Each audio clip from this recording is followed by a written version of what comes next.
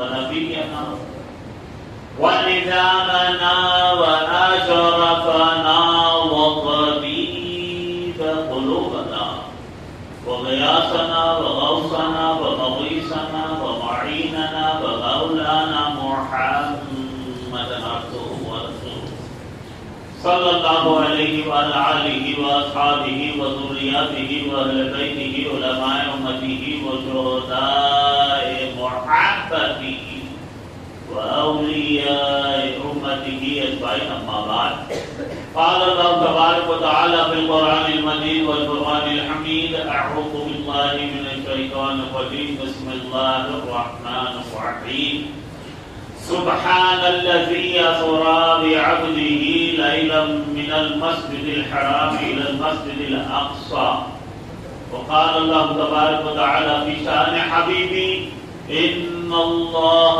وملائكته يصلون على النبي يا أيها الذين آمنوا صلوا عليه وسلموا تسليما اللهم صل على سيدنا محمد وعلى آل سيدنا محمد وبارك وسلم صلاة وسلام عليك يا رسول الله يا حبيب الله صلى الله تعالى عليه وسلم. معزز حاضرین کرام، میں نے جس آیت پاک کی تلاوت کا شرف حاصل کیا، ارشاد ربانی ہو رہا ہے کہ سبحان الذی اسری بعبدہ لیلا من المسجد الحرام الی المسجد الاقصی. پاک ہے وہ ذات جو لے گیا اپنے بندے کو مسجد حرم سے مسجد اقصی تک. جس آیت پاک کی تلاوت کا میں نے شرف حاصل کیا تھا اس کا ترجمہ بھی میں نے عرض کر دیا، لیکن میرے دوستو ایک مسئلہ میرے ذہن میں تھا کہ جب علماء کرام معراج شریف کا ذکر کرتے تھے تو میں اکثر یہ سوچتا تھا کہ آخر اس میں رسول پاک کی معراج کیا ہے. علماء کرام معراج کا ذکر کر رہے ہیں اور معراج شریف کا سفر مکے سے شروع کر کے مدینہ ہوتے ہوئے بیت المقدس لے گئے اور پھر وہاں پر انبیاء صلاۃ والسلام کی امامت کرواتی، پھر وہاں سے اٹھایا میرے سرکار کو ذکر کر رہے ہیں اور یہ بتاتے جا رہے ہیں کہ یہ پہلا آسمان، یہ دوسرا آسمان، یہ تیسرا آسمان، یہ چوتھا آسمان. معراج کے تفصیلات و قواعد پیش کرتے چلے جا رہے ہیں اور ادھر میں یہی سوچ رہا ہوں کہ آخر اس میں رسول پاک کی معراج کیا ہے. ارے میرا مقدس رسول مکے سے سفر کو نکلے تو یہ رسول پاک کی معراج نہیں، مدینہ پہنچے یہ رسول کی معراج نہیں، بیت المقدس پہنچے یہ رسول پاک کی معراج نہیں، انبیاء کی امامت کروا دی یہ کوئی معراج کی بات نہیں، آسمانوں پر جانا یہ رسول کی معراج نہیں، عرش پر جانا یہ رسول کی معراج نہیں، سدرۃ المنتہا پر جانا یہ رسول پاک کی معراج نہیں. میں کیسے اس کو معراج مان؟ معراج جانتے ہو کسے کہتے ہیں؟ معراج کہتے ہیں عروج، یعنی جو کسی کا واقعی یہ مقام ہو اور اس مقام سے وہ بلند ہو جائے تو وہ اس کی معراج. تو پھر میرے مقدس رسول کے غلام تو جنت میں رہیں گے، تو کیا میرا رسول وہاں پہنچ جائے تو یہ رسول پاک کی معراج ہے؟ آسمانوں پر جتنے فرشتے ہیں وہ سب کے سب غلام ہیں میرے آقا کے، تو کیا میرا مقدس رسول وہاں پہنچ جائے تو یہ رسول کی معراج ہے؟ نہیں دوستو، میں یہی سوچ رہا تھا یہ رسول پاک کی معراج نہیں. ارے سنو، اگر میرا مقدس رسول بیت المقدس پہنچے تو بیت المقدس کی معراج ہے، مدینہ پہنچے تو مدینے کی معراج ہے، آسمانوں پر گئے تو آسمانوں کی معراج ہے، عرش پر گئے تو عرش کی معراج ہے، سدرۃ المنتہا پر گئے تو سدرۃ المنتہا کی معراج ہے، جنت میں گئے تو یہ جنت کی معراج ہے. یہ رسول کی معراج نہیں، یہ تو کائنات کی معراج ہو رہی ہے. ذرے ذرے کو میرے مقدس رسول اپنے قدموں سے معراج دے رہے ہیں، سب کو عروج بخش رہے ہیں، سب کو ارتقاء کی منزلوں سے ہم آغوش کر رہے ہیں۔ اب آپ بھی فیصلہ کرو کہ آخر اس میں رسول پاک کی معراج کیا ہوگی؟ مگر ذرا سنبھل کر جواب دینا، اس لیے کہ میرے مقدس رسول کی شان میں جب تم تعریف کرو تو اس بات کا بھی خیال کرو کہ وہ غلو نہ ہو جائے۔ اکثر تعریف کرنے والے لوگ مبالغے سے کام لیتے ہیں، اور یہ مبالغہ جائز نہیں ہے۔ آپ کسی کی کوئی تعریف کریں کچھ بڑھا کر کے، بالکل جائز ہے۔ آپ کسی بھی نبی کی تعریف کریں، بات تھوڑی سی آگے بڑھتے نظر آئے، بالکل جائز ہے۔ آپ کسی بھی خوبیاں والے کے خوبی کو بیان کریں اور بات تھوڑی سی آگے بڑھتے بھی نظر آئے، بالکل جائز ہے۔ لیکن یاد رکھو میرے رسول کی تعریف میں بہت احتیاط برتنی پڑتی ہے۔ احتیاط کی بات کا اندازہ آپ اس سے کیجیے کہ اکثر تعریف کرنے والے لوگ مبالغے سے کام لیتے ہیں، یعنی کسی نے کسی کی کوئی تعریف کی، کسی نے اپنے محبوب کی تعریف کی تو اس کے چہرے کی تشبیہ چاند سے دے دیا، میرے محبوب کا چہرہ چاند کی طرح ہے۔ کسی نے محبوب کے پسینے کی تشبیہ گلاب کے مہک سے دے دی، تو یہ بالکل جائز ہے۔ لیکن یاد رکھو میرے رسول کی تعریف میں بہت احتیاط برتنی پڑتی ہے۔ میں گہرائی میں اترا، گہرائی میں اترتے اترتے اس مقام تک پہنچا کہ پھر میرے ضمیر میں مجھے یہ آواز دی، ارے نادان، یہ رسول تو وہ رسول ہے جس کی تعریف میں تو مبالغہ نہیں کر سکتا، اگر مبالغہ کرے گا تو کفر ہو جائے گا۔ کیوں؟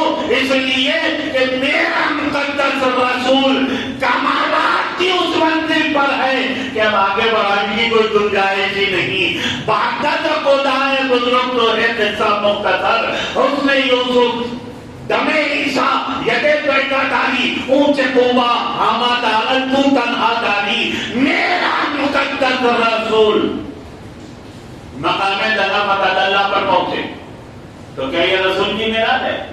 ارے نہیں، یہ تو اس مقام کی معراج ہے جس کو میرے مقدس رسول نے اپنے قدم ناز سے نوازا۔ تو عقل نے یہ آواز دی کہ آپ یہ کہاں چکر لگا رہے ہو، یہ کائنات میں گھومنا، یہ کائنات کی سیر کرنا قرآن نے کب کہا کہ یہ رسول کی معراج ہے؟ قرآن تو کہتا ہے کہ بندے کی معمولی سیر ہے۔ سبحان الذی اسری بعبدہ فرمایا بندے کی معمولی سیر اسرا۔ اب یہاں پر تھوڑا سا میں وضاحت کرنا چاہوں گا۔ دیکھو اس آیت کریمہ میں اور آپ تبارک و تعالیٰ نے فرمایا آسارا، پہلے اس پر گفتگو ہو جائے۔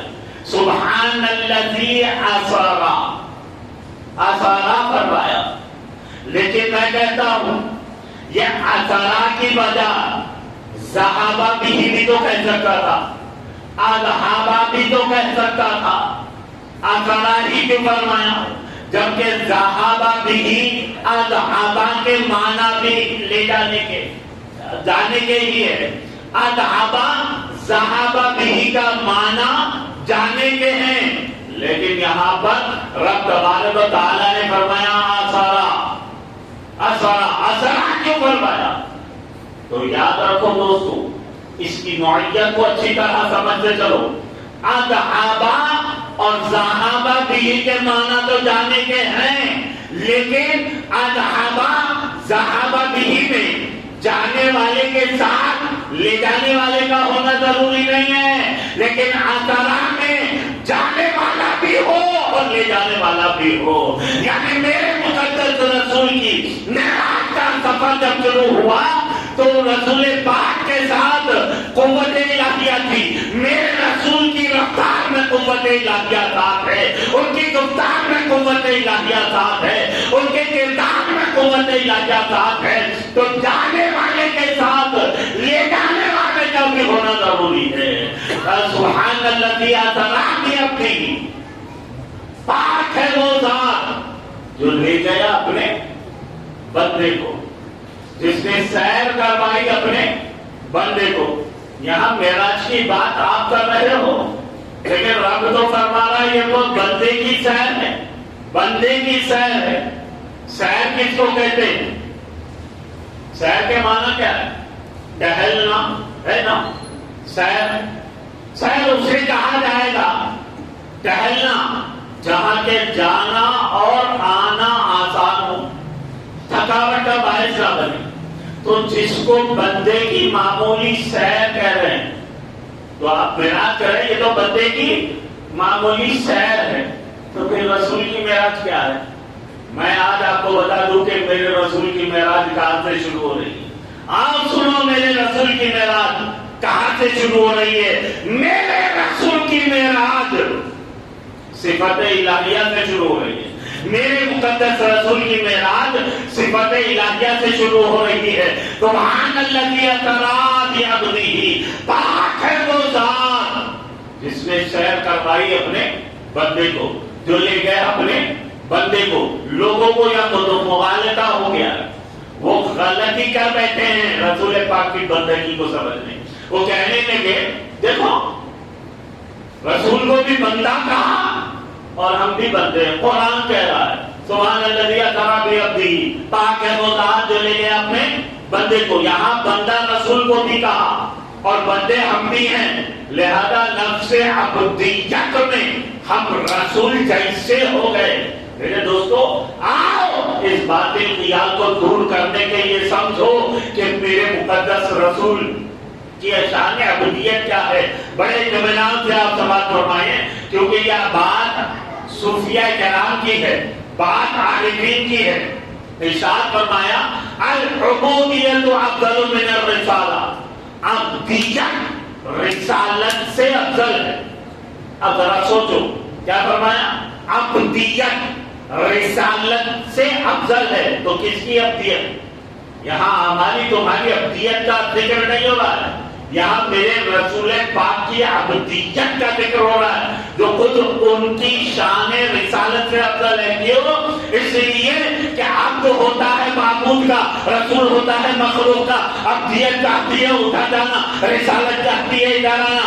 عبودیت چاہتی ہے مکان ملک ملے، رسالت چاہتی ہے مکے کی گلی ملے. عبودیت اوپر جانا چاہتی ہے، رسالت نیچے آنا چاہتی ہے. عبودیت مقام جانا فتح اللہ پر پہنچنا چاہتی ہے، رسالت زمین پر اترنا چاہتی ہے. اسی لیے جب میرا خدا بلاتا ہے تو بندہ کہہ کر بلاتا ہے، اور جب بھیجتا ہے تو ارشاد فرمایا هو الذی ارسل رسولہ بالہدی، اللہ وہ ہے جس نے اپنے رسول کو بھیجا. بلایا تو بندہ کہہ کر بلایا، دیا تو بندہ کہہ کر دیا، بھیجا تو رسول کہہ کر بھیجا. جب بلایا تو بندہ کہہ کر بلایا، دیا تو یہ کہہ کر دیا فاوحی الی عبدہ ما اوحی، دے دیا اپنے بندے کو جو کچھ دینا تھا. بلایا تو بندہ کہہ کر بلایا، دیا تو بندہ کہہ کر دیا. اور جب اسی بندے کو بھیج رہا ہے تو ارشاد فرمایا هو الذی ارسل رسولہ بالہدی، اللہ وہ ہے جس نے اپنے رسول کو بھیجا. بلایا تو بندہ کہہ کر بلایا، دیا تو بندہ کہہ کر دیا، اور جب بھیجا تو رسول کہہ کر بھیجا. اب مجھے یہاں کہنے دو کہ میرے دوستو صوفیہ کرام کا ارشاد العبودیت افضل من الرسالہ، عبودیت رسالت سے افضل ہے. یہاں تمہاری ہماری عبودیت کا ذکر نہیں ہے، یہ رسول پاک کی عبودیت کا ذکر ہو رہا ہے جو خود ان کی صفت رسالت سے افضل ہے. تو لفظوں کے اختلاف پر دھوکہ مت کھاؤ. جو کہہ رہے ہو کہ نبی کو بھی بندہ کہا اور ہم بھی بندے ہیں، ارے ان کی عبودیت اور ہے، ہماری عبودیت اور ہے. ان کے شان عبودیت اور ہے، ہماری شان عبودیت اور ہے. ان کی عبودیت میں لباس داخل ہے اور ہمارا تو عبودیت ذاتی حقیقی ہے. اس لیے میرے دوستوں کہتا ہوں کہ سبحان الذی اسری بعبدہ، پاک ہے وہ ذات جو لے گیا اپنے بندے کو. یہاں مجھے ایک اور بھی نبی یاد آ گئے، حضرت خلیل. وہ بھی تو گئے تھے طور پر، بڑا اللہ کا فضل ہوا تھا، بڑی رحمتیں برسی تھی مگر خود سے گئے. حضرت خلیل وہ بھی گئے، بڑا اللہ کا فضل ہوا تھا. مگر ایک بات یاد رکھو، خود سے جانا اور ہے، کسی کا بلانا اور ہے. حضرت خلیل خود سے گئے تھے، اسی لیے ان کو جلوے کی اجازت. انہوں نے کہا اے مولا میں تجھے دیکھنا چاہتا ہوں، میں تیرا دیدار کرنا چاہتا ہوں۔ رب نے کیا فرمایا؟ موسیٰ میرا دیدار سوائے اس یتیم کے جو میرا محبوب ہے کوئی اور کر نہیں سکتا۔ رب سے معلومہ کیا، ضد کر بیٹھے کہ مولا بس میں تیرا دیدار کرنا چاہتا ہوں، تو دکھا دے۔ رب تبارک و تعالیٰ نے فرمایا موسیٰ فلاں پہاڑ پر فلاں رات میں چلے جانا۔ حضرت موسیٰ علیہ السلام پہنچ گئے۔ علماء فرماتے ہیں وہ رات کالی رات تھی اور پہاڑ بھی کالا تھا۔ جب موسیٰ وہاں پہنچے تو اللہ تعالیٰ نے اپنی تجلی کو ظاہر فرمایا۔ کتنی تجلی؟ علماء فرماتے ہیں کہ سوئی کے ناکے سے بھی باریک، اتنی تجلی کو جب ظاہر فرمایا تو علماء فرماتے ہیں وہ تجلی کا یہ عالم تھا کہ اس کالی رات میں کالے پہاڑ پر کالی چمٹی کی چال کو بھی دیکھ لیتے۔ تجلی کا یہ عالم تھا۔ جب موسیٰ علیہ السلام تاب نہ لا سکے، بے ہوش ہو کر گر پڑے۔ اسی لیے کہتا ہوں کہ موسیٰ بھی حبیب کی طرح نہیں، وہ بے ہوش ہو کر گر پڑے اور میرا رسول سراپائے نور کا دیدار کرتے ہیں۔ سبحان اللہ، موسیٰ بے ہوش ہو گئے اور جب ہوش آیا تو حکم باری تعالیٰ ہوا کہ موسیٰ اب کسی عاشق کے پیرہن کا حجاب ڈال دو۔ جب موسیٰ علیہ السلام حجاب ڈال کر اپنے حجرے کو پہنچے تو آپ کی بی بی صاحبہ حضرت حاجرہ کہنے لگی کہ لو یہ کیا بات ہے، اب تک کوئی شوہر اپنی بیوی سے پردہ کیا ہے تو آپ ان سے پردہ کرتے ہو؟ وہ سارا واقعہ سنایا، لیکن اب ان کو شوق اٹھا دیدار کرنے کا، آنکھ کا دیدار کرنا چاہتی تھی۔ کہا کہ آپ نقاب کو الٹیے، ہم آپ کے آنکھ کا دیدار کرنا چاہتے، ہم آپ کے آنکھ دیکھنا چاہتے۔ حضرت موسیٰ ٹالتے گئے، لیکن یاد رکھو عشق والا کبھی ٹلتا نہیں ہے۔ عشق والوں کا معاملہ ہی کچھ اور ہے کہ وہ کبھی ٹلتے ہی نہیں ہیں۔ حضرت موسیٰ علیہ السلام کہنے لگے ٹھیک ہے میں نقاب کو تو الٹا دوں، لیکن تو ایک شرط ہے، وہ یہ کہ اپنی ایک آنکھ بند کر لو اور اس پر ہاتھ رکھ لو، اگر ایک آنکھ سے دیدار کرتے رہو، اگر روشنی چلی بھی جائے تو پھر دوسری آنکھ تو سلامت رہے گی۔ لہذا شرط کو مان لیا اور ایک آنکھ کو بند کر کے ہاتھ رکھ لیا، اس آنکھ سے دیکھنے لگے۔ دیکھنے میں ایسا لطف آ رہا تھا کہ بینائی غائب ہو گئی، بے خیالی کے عالم میں اپنی پہلی آنکھ کو بند کرا اور دوسری آنکھ کو کھول دیا۔ اس آنکھ سے دیدار کر رہے ہیں، روشنی چلی گئی، اس آنکھ کو بند کر دیا، دوسری آنکھ کھول دیا، اس آنکھ کی روشنی آ گئی، اس آنکھ سے دیدار کر رہے ہیں۔ مطلب یہ کہ روشنی جا بھی رہی تھی، روشنی آ بھی رہی تھی، روشنی جا بھی رہی تھی، روشنی آ بھی رہی تھی۔ تو عشق والوں نے یہ ثابت کر دیا، ارے جو لینا چاہتا ہے وہ دینا بھی جاتا۔ سبحان اللہ، سبحان اللہ۔ میرے دوستو، رب تبارک و تعالیٰ کا حکم ہوا جبرائیل جاؤ میرے محبوب کو بلا لاؤ۔ حضرت جبرائیل پہنچ گئے براق لے کر۔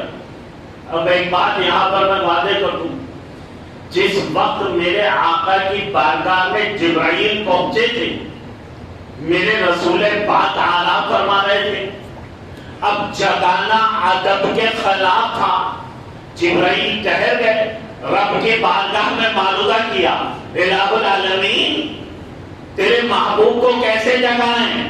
تو رب تبارک و تعالیٰ نے فرمایا جبرائیل ہم نے تمہیں کافور سے اس لیے بنایا تھا کہ آج کے دن وہ کام آ جائے۔ سبحان اللہ، سبحان اللہ۔ کہا کیا کیا جائے؟ تو رب نے فرمایا اپنا ماتھا رسول کے قدموں پر ٹیک دو۔ جب رسول پاک کے قدموں پر جبرائیل نے اپنی پیشانی ٹکا دی، ٹھنڈک سے میرے آقا کی آنکھ کھل گئی۔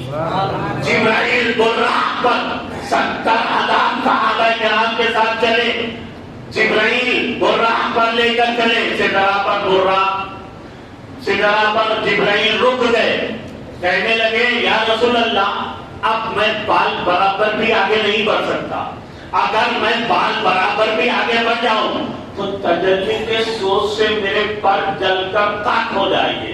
جبرائیل نے کہا میرے پر جل جائیں گے.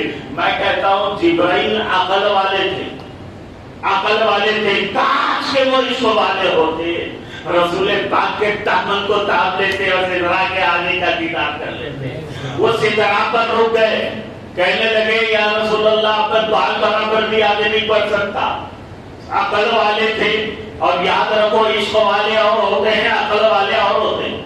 عشق والوں کی بات ہی نرالی ہوتی ہے, وہ سوچتے سمجھتے نہیں ہیں. عشق والوں کا معاملہ ہی کچھ اور ہے. ایک واقعہ مجھے یاد آ گیا. حضور قطب الدین بختیار کاکی, حضور خواجہ پاجگان سلطان ہند عطائے رسول خواجہ معین الدین چشتی اجمیری رضی اللہ تعالیٰ عنہ کے پہلے خلیفہ دہلی شریف میں آپ آرام فرما رہے ہیں. ایک مرتبہ اپنے مریدین معتقدین کے ساتھ آپ تشریف فرما تھے کہ وہاں پر اکثر لوگ ہوتے ہیں نا ڈنگے مارنے والے, باتیں بڑی بڑی کریں گے, لیکن جب معاملہ امتحان کا ہو تو سب سے پہلے وہی بھاگ لیجیے. بڑی بڑی باتیں تو کیا کرتے ہیں. تو بات چھڑ گئی عشق کی, تو ایک شخص بڑی بڑی باتیں کرنے لگا. حضور قطب الدین بختیار کاکی خاموش سن رہے تھے. پھر اچانک آپ نے حکم دیا غلام کو کہ تندور کی بتی جلا دی جائے. جب تندور کی بتی جلا دی گئی آپ دہک اٹھی. حضور قطب الدین بختیار کاکی اس سے مخاطب ہو کر فرماتے ہیں کہ جاؤ اس آگ میں داخل ہو جاؤ. اب وہاں پر عشق کوسوں دور عقل آ گئی. کہنے لگا حضور آپ مجھے یہ کیسا حکم فرماتے ہیں, یہ آگ ہے, اس میں تپش ہے, اگر میں جاؤں گا تو جل کر خاک ہو جاؤں گا. حضور قطب الدین بختیار کاکی خاموش ہو گئے. کچھ ہی دیر میں آپ کا ایک مرید صادق وہ آنے لگا. جیسے ہی حضور قطب الدین بختیار کاکی اس کو قریب آتا دیکھا, فرمایا اس آگ میں داخل ہو جا. وہ مرید صادق تھا, آگے پوچھا نہ پیچھے, آگ میں داخل ہو گیا اور واپس بھی نکل آیا. آگ نے اس کا کچھ نہیں بگاڑا. لوگوں نے پوچھا اے شخص وہ آگ ہے, اس میں تپش ہے, کیا تجھے خوف نہیں تھا جلنے کا؟ بڑا پیارا جواب وہ مرید صادق کہتا ہے کہ سن, میں یہ جانتا تھا کہ جو مجھے آگ میں داخل ہونے کا حکم دے رہا ہے وہی آگ کو بجھانا بھی جانتا تھا. عشق والے اور ہوتے ہیں, عقل والے اور ہوتے ہیں. سدرا پر جبریل رک گئے, ایک آئے آ گئی, کہنے لگے یا رسول اللہ اب میں بال برابر بھی آگے نہیں بڑھ سکتا, بڑھ جاؤں تو تجلی سے میرے پر جل جائیں گے. میرے رسول نے کیا فرمایا؟ اب میرے رسول کا ایک شان سنو.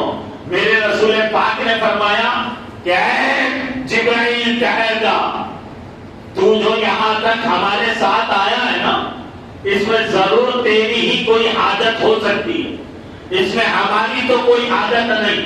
بتا اے جبریل تیری کوئی حاجت ہے جو میں رب کی بارگاہ میں پیش کروں. اب میرے پیر سانس اور پیر کھولنے لگے. میں سوچنے لگا یہ جبرائیل وہی تو جبریل ہے نا, یہ جبرائیل وہی تو ہے جنہوں نے 1,24,000 انقریب انبیاء صلاۃ السلام سے ان کی حاجتیں پوچھتے اور رب کی بارگاہ میں پیش کیا کرتے. جبریل کا کام یہی ہے کہ انبیاء سے حاجتیں دریافت کرتے اور رب کی بارگاہ میں پہنچایا کرتے. اسی جبریل سے میرے رسول پاک سوال کر رہے ہیں کہ بتا اے جبریل تیری کوئی حاجت ہے جو میں رب کی بارگاہ میں پیش کروں. اور دیکھو دوستو, میرے مقدس رسول آپ کے جد امجد حضرت ابراہیم خلیل اللہ پر جبریل نے جو احسان کیا تھا, جبریل نے جو احسان کیا, میں تفصیلات میں نہیں جا رہا, صرف اشارہ دے رہا. جب حضرت کلیم کو آگ میں ڈالا جا رہا تھا, جھولے میں بٹھا کر جب چھوڑ دیا گیا اور جھولا جب بیچ میں راستے میں پہنچا تو جبریل آئے تھے اور حضرت کلیم سے سوال کیا تھا کہ اللہ کے خلیل اگر آپ کی حاجت ہو تو اس آگ سے میں آپ کو بچا لوں گا، اس جھولے سے میں آپ کو نکال لوں گا، آپ کی حاجت ہو تو بتائیے میں آپ کو بچا لوں۔ اب مدد لی یا نہ لی یہ سائڈ میں رکھو کونے میں دماغ کے، لیکن ایک بات تو بات فیکٹ ہے کہ جبریل نے حضرت خلیل سے حاجت دریافت کر کے حضرت خلیل پر احسان تو کیا تھا، احسان تو تھا، اب جبریل سے میرے مقدس رسول سرکار پر ان کی حاجت دریافت کر کے اس احسان کو وہ حضرت خلیل پر جبریل نے کیا تھا اس کو بھی اتار رہے ہیں۔ کیا جبریل بتا تیری کوئی حاجت ہے جو میں رب کی بارگاہ میں پیش کروں؟ سدرا پر جبریل رک گئے، کہا یا رسول اللہ میں بال برابر بھی آگے نہیں بڑھ سکتا، میرے پار جل جائیں گے۔ میرے رسول نے کیا فرمایا؟ جبریل اب میرا قدم رکنے والا نہیں ہے، اگر میں جہاں سے آیا ہوں وہیں تو جا رہا ہوں، غیب کی کوئی گلی، غیب کا کوئی گوشہ، غیب کا کوئی ذرہ، غیب کا کوئی قطرہ مجھ سے چھپا ہوا نہیں ہے۔ جب غیب کا کوئی ذرہ مجھ سے چھپا نہیں ہے تو وہ غیب الغیب مجھ پر ظاہر ہے۔ تو یاد رکھو میرے مقدس رسول کی معراج آج لوگ انکار کر رہے ہیں۔ آج ہی میں نے ایک مکرو توفیق، کیا نام اس کا، توفیق اہل حدیث کا توصیف الرحمن، اس حدیث کا آج ہی میں نے ایک ٹیپ سنا کہ یہ معراج ثابت ہی نہیں ہے، معراج ہوئی ہی نہیں۔ تو میں پوچھنا چاہتا ہوں یہ اہل قبیصوں سے کہ تم معراج شریف کا انکار کر رہے ہو، ذرا یہ بتاؤ کہ تم جو 5 وقت کی نمازیں پڑھ رہے ہو یہ تحفہ رسول پاک کو کب ملا؟ سب سے پہلا سوال، یہ تحفہ کب ملا؟ معراج شریف میں نا، تحفہ معراج میں ملا نا، 50 وقت کی نمازوں کا تحفہ ملا تھا، 50 وقت۔ وہ تفصیلات آپ علماء سے سنیں، ممکن ہے کہ میرے بعد حضرت مولانا سید صاحب بھی اس بیان کریں گے، لیکن 50 نمازوں کا تحفہ ملا۔ حضرت موسیٰ ہمیشہ کم کرواتے گئے، 50 سے 45، 45 سے 40، 40 سے 35، 35 سے 30، کم ہوتے ہوتے 5 پر پہنچے، 5 پر، لیکن ثواب ملے گا 50 سے۔ اگر 50 نمازوں ہم پر فرض کر دی جاتی تو ہر 6 منٹ میں نماز ہم پر پڑھنا ہوتا، لیکن کم ہو گئی 5 وقت کی نماز۔ سوال یہ ہے کہ یہ نماز کا تحفہ کب ملا؟ بولو معراج میں۔ جب تم معراج کا ہی انکار کر رہا ہے تو پھر نماز کیسے پڑھ رہا ہے؟ نماز بھی چھوڑ دے، نماز فرض ہے، چھوڑنا ہے نہیں، چھوڑو گے تو کفر ہوگا، انکار کرو گے تو کفر ہوگا۔ نماز کا انکار کفر ہے تو پھر انکار کرتے ہمت نہیں ہے، جرأت نہیں ہے۔ معراج کا انکار کر رہا ہے، کہنے لگا کیسے ممکن ہے؟ ہاں یہ ہو سکتا ہے کہ روحانی معراج ہوگی ہو، جسمانی نہیں روحانی۔ میں نے کہا کیوں؟ جسمانی معراج کا انکار کیوں؟ بولا یہ کیسے ممکن کہ رات کے تھوڑے سے حصے میں، اتنے سے وقفے میں کہ وہ آسمانوں پر گئے، آج پر گئے، جنت دوزخ کا مشاہدہ کیا، اللہ سے اب کلام ہوئے، پھر پلٹے تو دروازے کی کنڈی جو دھکا لگ کر ہل رہی تھی وہ رکی بھی نہیں تھی، اور جو بستر مبارک پر لیٹ کر اٹھے تھے وہ بھی گرم تھا۔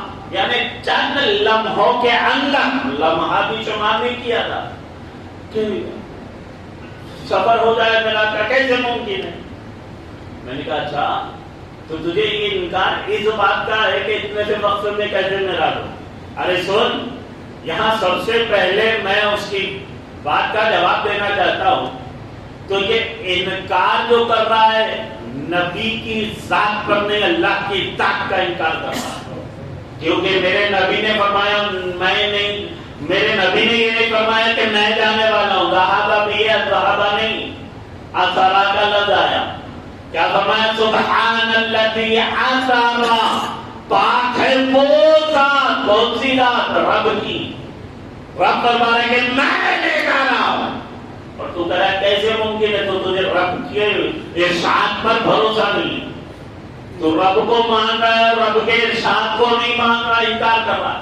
اب آؤ ذرا کچھ مثالیں دے کر اس بات کو واضح کروں۔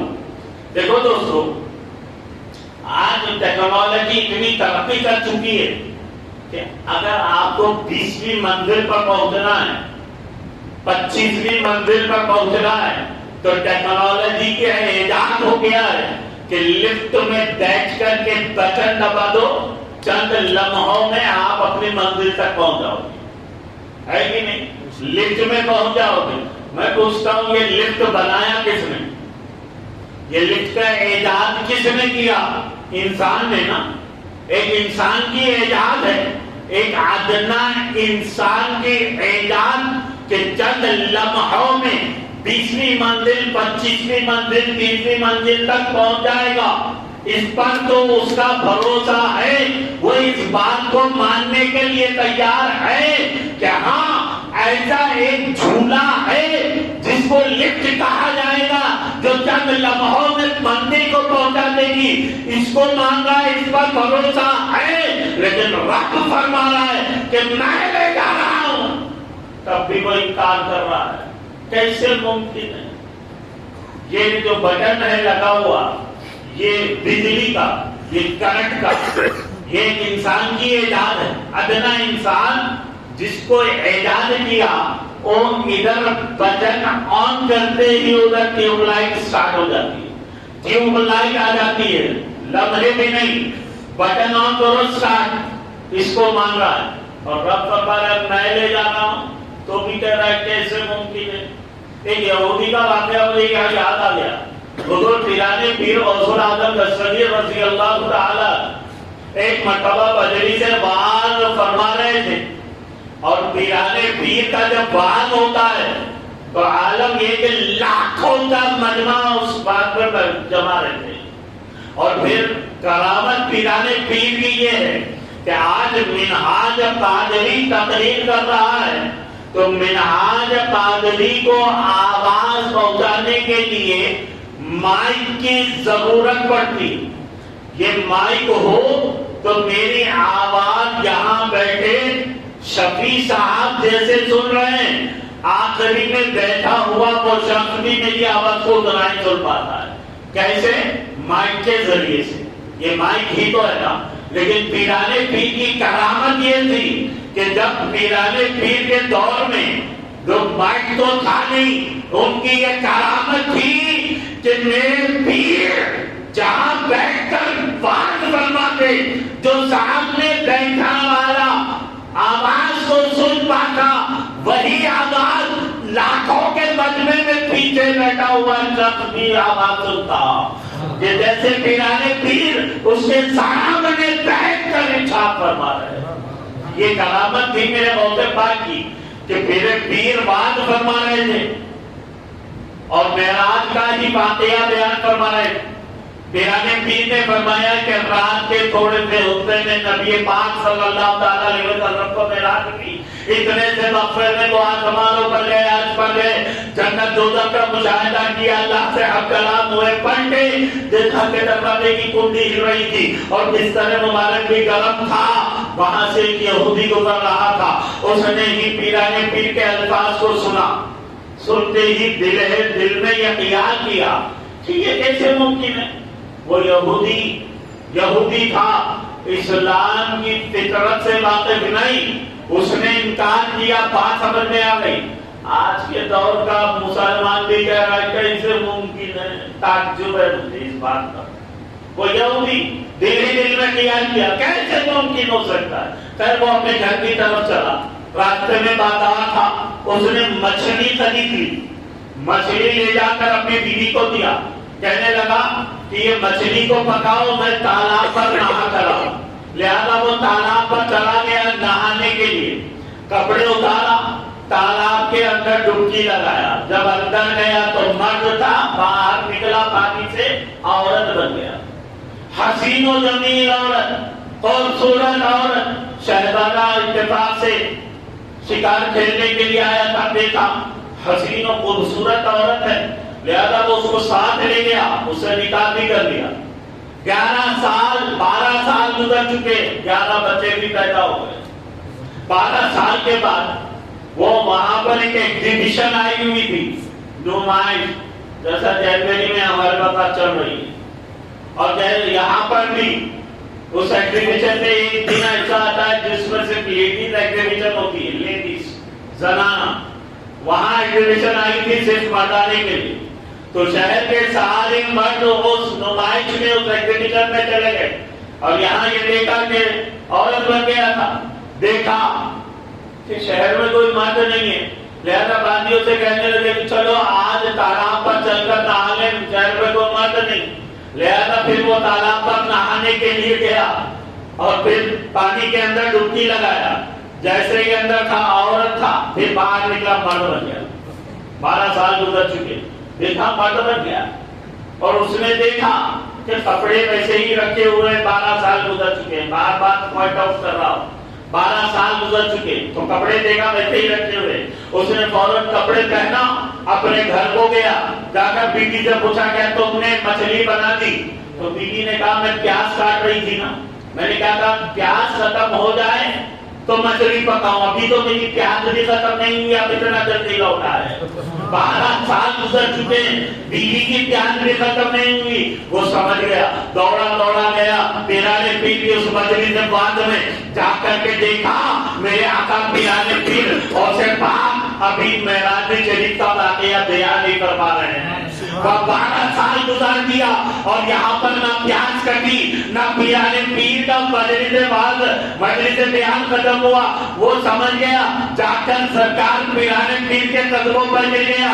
ایک بات اچھی طرح یاد رکھو، جب کوئی عالم بات کرتا ہے تو اپنے علم کے پاور سے کرتا ہے، لیکن جب کوئی اللہ کا ولی بات کرتا ہے تو وہ صرف بات ہی نہیں کرتا، ضرورت پڑنے پر وہ پریکٹیکل بھی کر کے دکھا دیتے ہیں۔ بڑے پیر نے پریکٹیکل دکھا دیا، فرمایا دیکھ لیا کتنے سے وقت میں معراج ہو سکتی ہے۔ سبحان اللہ، دین کا حال بڑے پیر جانتے ہیں۔ نعرہ تکبیر، نعرہ رسالت، نعرہ غوث۔ تو بڑے پیر وہ دل میں خیال کیا، بڑے پیر جان گئے لاکھوں کے مجمع میں، عام گلی میں، اور بڑے پیر جانتے ہیں اس کے دل کا حال، تبھی تو یہ پریکٹیکل کر کے دکھا دیا۔ اب رہا سوال، میں یہ کہتا ہوں کہ ہوائی فائرنگ کر کے نہیں جانا چاہیے، دلائل بھی ہونی چاہیے نا۔ ممکن ہے کہ کوئی خبیث چھپ کر بھی سنتا ہو، اور اکثر میرے ساتھ ہوتا بھی ہے، زیادہ تر سنیوں سے خبیثوں کا اثر زیادہ رہتا ہے۔ تو میں یہ کہتا ہوں کہ جنہوں نے یہ کہا ہے نا کہ روحانی معراج ہوئی ہے، جسمانی نہیں، اب اسی سے پوچھو کہ بھئی روحانی معراج کے لیے براق کا ہونا ضروری تھا کیا؟ سواریاں بدلتے گئے، رف بھی تھا، بہرحال مختلف سواریاں بدلتے گئے، لیکن ایک ہی کو پکڑ کر چلو کہ اگر روحانی معراج ہوئی ہے تو روحانی معراج کے لیے براق کی کیا ضرورت تھی؟ حضرت جبریل براق لے کر آئے تھے نا، تو براق کی ضرورت کیا ہے معراج کے لیے، روحانی معراج کے لیے؟ معراج کے لیے تو پھر جسم کے ساتھ ہو تو براق کی ضرورت۔ ارے بھائی خدا نہ خواستہ کل یہاں کسی کا انتقال ہو جائے تو پہلے صبح آئیں گے ڈولا لینے کے لیے۔ پوچھا بھی کیا ہوا؟ بولے ان کا انتقال ہو گیا، ان کے لیے ڈولا چاہیے۔ میں کہتا ہوں بھائی ڈولا کس کے لیے ہونا چاہیے، جسم کے لیے یا روح کے لیے؟ بولو کس کے لیے؟ جسم کے لیے۔ تو پتہ یہ چلا کہ براق کے ساتھ میرے آقا تشریف لے گئے تو جسم کے ساتھ گئے، اور پھر وہاں فرمایا عبدی ہی۔ اب کی ایک اور حکمت بھی بیان کر رہا ہوں، سن لو۔ عبدی ہی، بندے کو لے گیا۔ بندہ کسے کہیں گے؟ روح مع جسم کو بندہ کہتے، صرف روح کو بندہ نہیں کہتے، صرف جسم کو بندہ نہیں کہتے، جب یہ دو مل جائیں تو اسے بندہ کہیں گے، روح کو بندہ نہیں کہتے، اور جب روح جسم سے نکل جائے تو نام بھی نہیں لیا جائے گا، بندہ نہیں کہیں گے، کیا کہیں گے؟ میت، میت کہیں گے نا، میت مردہ فلا فلا سبھی۔ تو پتہ یہ چلا کہ نبی کو معراج روحانی نہیں تھی، جسمانی معراج تھی۔ اب آخری بات عرض کر رہا ہوں، حضرت قبلہ بھی انتظار میں ہیں، بس آخری جملے سن لیں۔ معراج جسم مبارک کے ساتھ ہوئی، اب اس کی دلیل ان 5 حروف میں ہی دے دینا چاہتا ہوں۔ معراج لکھو، قلم پیپر لو اور اس پر لکھو کیا؟ معراج۔ کتنے حروف لگتے ہیں معراج لکھنے میں؟ 2 سے بولو یا 5 حروف۔ آؤ ذرا میں گن کے دکھا دوں۔ میم، عین، رے، الف اور جی، یہ 5 حروف سے معراج بنتا ہے۔ ان 5 حروف کو آپ الگ الگ کر کے دیکھ لو، بس ان 5 حروف میں ہی حضور کی پوری معراج کا خلاصہ آپ کو مل جائے گا۔ جیسے میم سے محمد صلی اللہ علیہ وسلم، عین سے عرش، رے سے رات، الف سے اللہ، جیم سے جبریل بھی آتا ہے اور جسم بھی آتا ہے۔ بات سمجھ میں آ گئی؟ چلو میں روانی میں بتا دوں۔ میم سے محمد صلی اللہ علیہ وسلم، عین سے عرش پر تشریف لے گئے، رے سے رات کے حصے میں گئے، پوری رات نہیں، رات کے ایک حصے میں گئے، الف سے اللہ سے ملنے گئے، اور جیم سے جبریل کے ساتھ گئے اور جسم مبارک کے ساتھ گئے۔ سبحان اللہ، سبحان اللہ۔ معراج کے وہ لوح و قلم تک پہنچے، ان کی معراج کے وہ لوح و قلم تک پہنچے، میری معراج کے میں ان کے قدم تک پہنچا۔ آخر دعوانا الحمدللہ۔